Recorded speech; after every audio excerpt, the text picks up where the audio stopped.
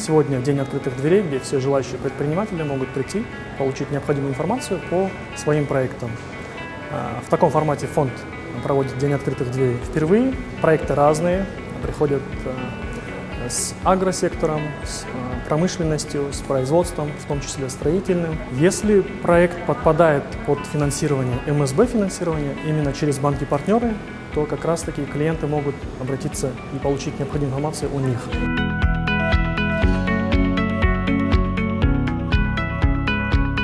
Мы получили консультацию, было очень полезно. В сфере туризма у нас проект построить глэмпинг в Иссык-Кульской области, и нам нужна была финансовая поддержка. Можно, оказывается, получить через партнеров РКФАР.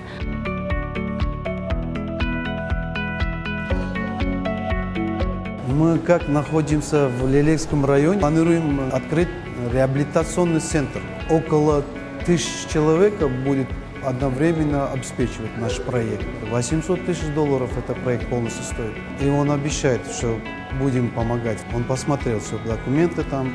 Есть с нашей стороны, доделывать надо будет некоторые пунктов.